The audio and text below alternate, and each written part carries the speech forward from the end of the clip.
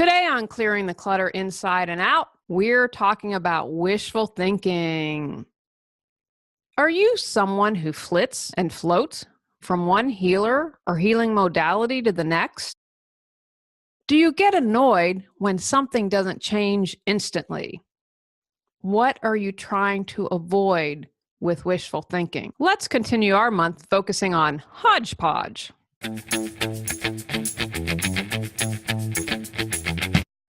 Are you ready to clear your clutter and share your gifts with the world? Every Tuesday at 1 p.m., join me on Clearing the Clutter Inside and Out as I teach you how to navigate the waters to declutter your life, get organized, and become more mindful. I'm an award-winning professional organizer, author, and certified life coach, and I destroy the box and examine clutter in all areas. Every episode, I'll give you take action steps that you can easily apply to your life. Come on, let's get started.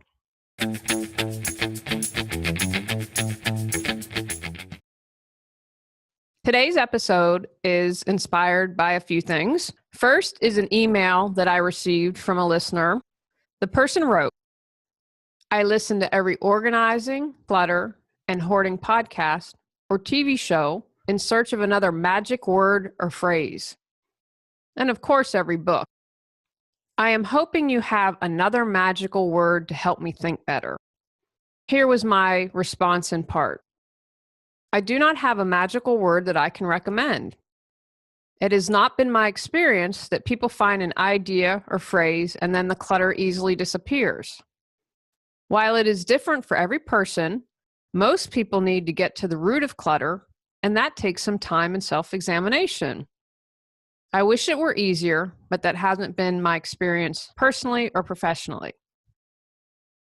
Today's episode was also inspired by a client that I had who would tell me about the healer and the healing modality that she tried. She was what I would call a compulsive shopper. She was a single woman in about a 4,000 square foot home. Clothes filled the entire space. Now, there wasn't hoarding, but each closet in every room was filled. There was an abundance of clothes. She had shared with me that she was widowed at a young age with a few small children. In my honest opinion, that was at the root of her compulsive shopping. She had never really grieved the loss of her husband. With shopping, she was trying to fill that void of the emptiness inside. Things such as clothes aren't going to do that. And finally, today's episode is inspired by shows like Hoarders, where we see in 48 minutes a bunch of stuff becoming magically transformed. That's not reality. They don't show you behind the scenes. If the hoarder doesn't get to the root of their problem, the hoarding is going to come back. I feel as a society, we expect things to change in an instant. You know, I talk a lot about spirituality and my journey on the show, and what I've come to learn from my mentor, and I believe to be true is, and I want to do a episode on this, but how she explained it to me is, you know, you have things like the law of attraction and things like that, which, you know, I'd say certain laws of spirituality or physics, but you have something like The Secret that comes out, and she explained it to me. You know, there are a band of people that they're going to be able to instantaneously produce stuff or think of, oh, I want a mansion and it happens, or whatever they're choosing to do. That's not the reality for the majority of people. It's not the reality for me this lifetime. And so I think that there is this expectation that we can go boom and change.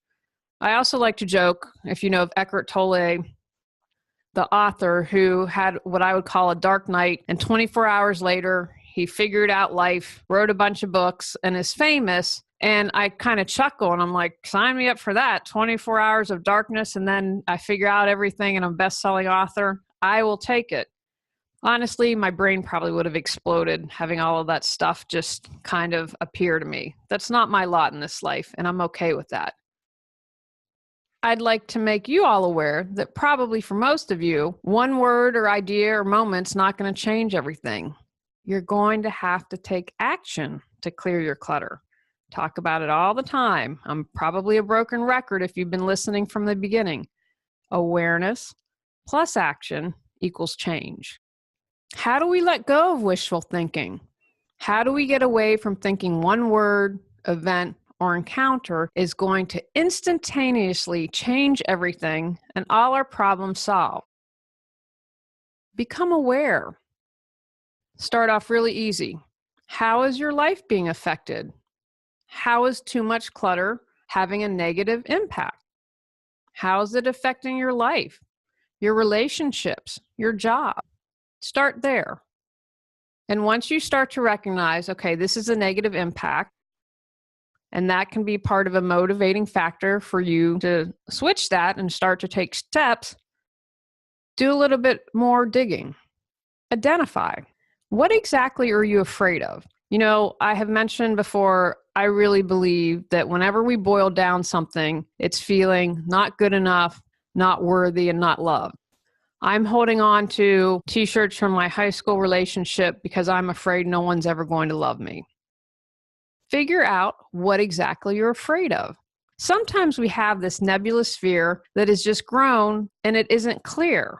It might have started out as something but morphed and just kind of this cloud or something. Name your fear to reclaim it. I'm afraid I'm never going to find someone. I'm afraid I'm never going to have enough money to survive. I'm afraid I'm never going to be thin again. What is your fear? Dig deep. Take the time to examine this. We don't figure this out for most of us. Life is not going to change. Be like Joey, Antonio, and Athena, curious cats. Instead of being judgmental and being upset with yourself and blaming and blah, blah, blah, get curious. Get curious about what thoughts generate your fear. Where do you feel the fear? Is it in your tummy? And how do you react to it? Again, be an observer without judgment of what is going on.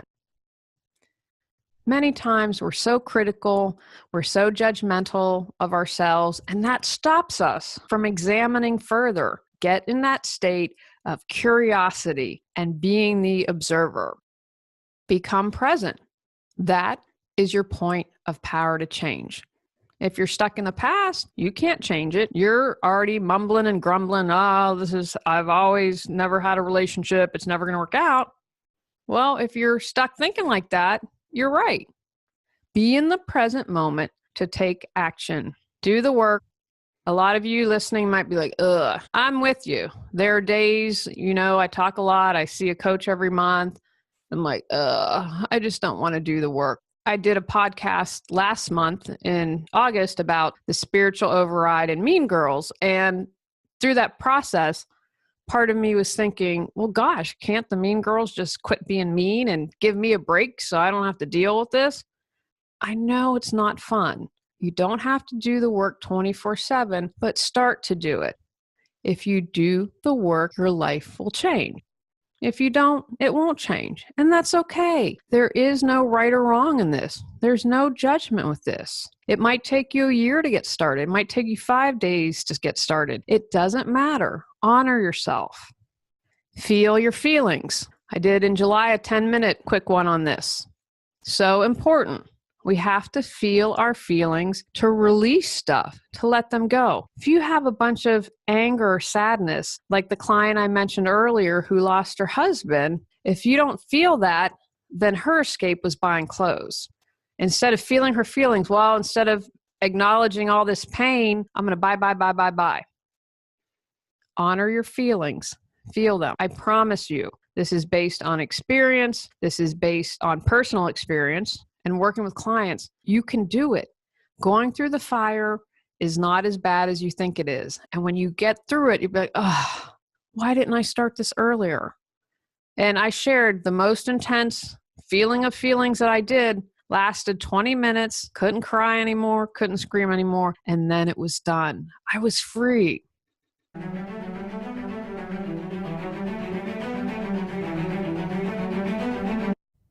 Are you surrounded by clutter? Are you exhausted from the stress your clutter creates? Are you anxious every time you walk into your home? Do you long for peace of mind? Go to reawakenyourbrilliance.com to learn how I can support you.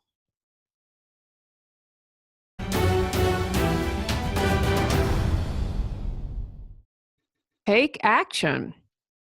Awareness plus action equals change. What steps do you need to take? Remember, break it down into baby steps. Rome wasn't built in a day. You're not going to declutter your house in 24 hours. Make an action plan. Take the steps. Find support as you need it. Ask for help. It's okay. Have gratitude in this process. Find the golden nugget. What's the good that's coming of this? Acknowledge the gratitude in everything that you do. If you are willing to look, you will find the golden nugget. There's something that you will be grateful for. I say this to many people. If you take one thing away, it's having gratitude. Everything is energy. We can't be in fear and anger if we're in gratitude. What can you be grateful for? Journaling is also a great tool. If you are challenged in feeling your feelings, and I think most of us are, I think a lot of us, raising hand here, tend to stuff emotions. Take a step of journaling.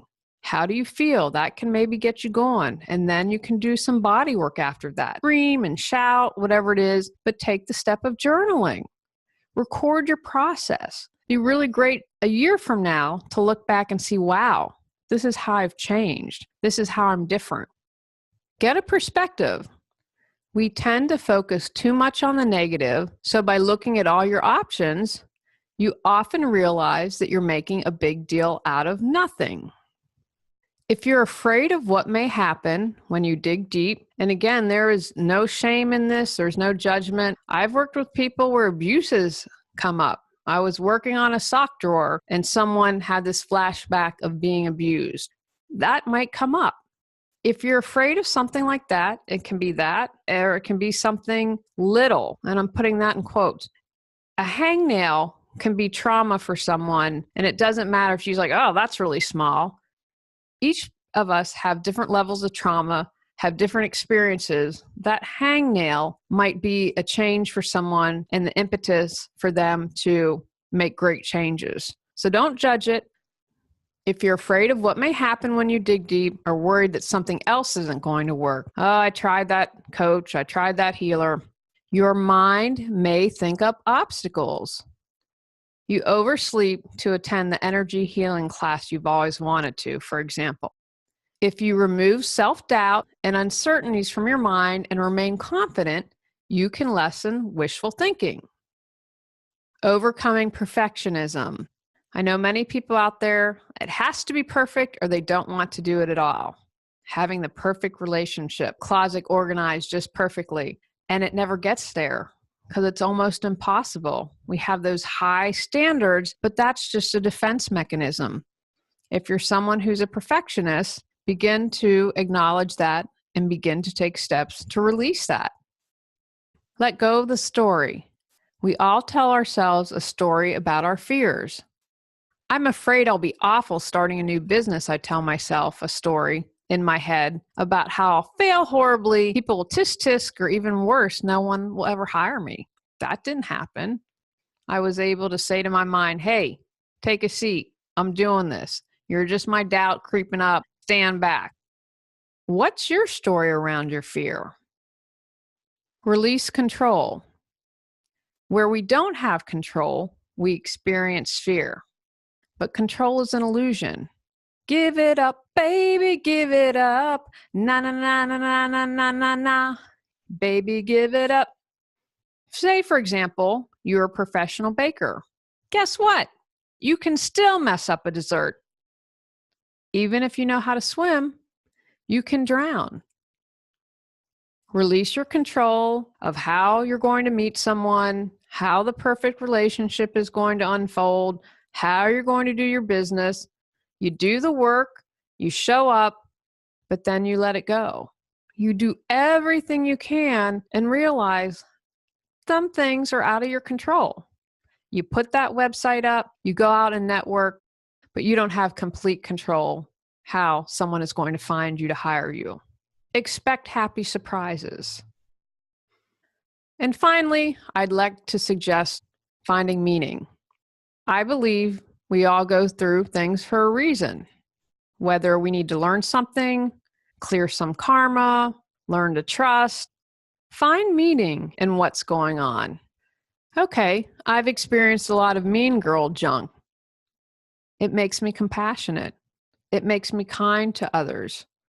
It makes me choose my friends for who they are, not how popular they are, not how much money they have.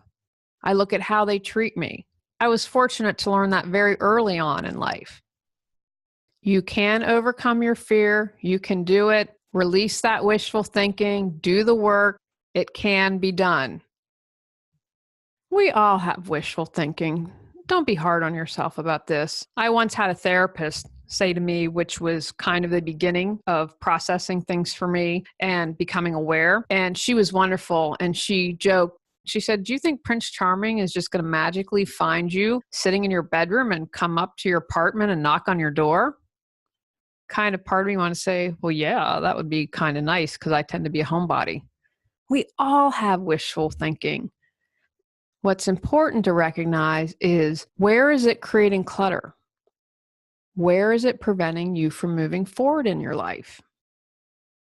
Feel the fear and do it anyway. Take actions from today's podcast. Where in your life do you do wishful thinking and avoid an issue? What is the root cause of the issue? Can you release the story behind it? Begin to move forward and take one action step. Create a game plan to move forward. Pick a few of the suggestions to tame your wishful thinking. Create a game plan to move forward and begin to take action. On next month's episode, we're talking about a year from now. Go out, clear the clutter to create the life you choose, deserve, and desire.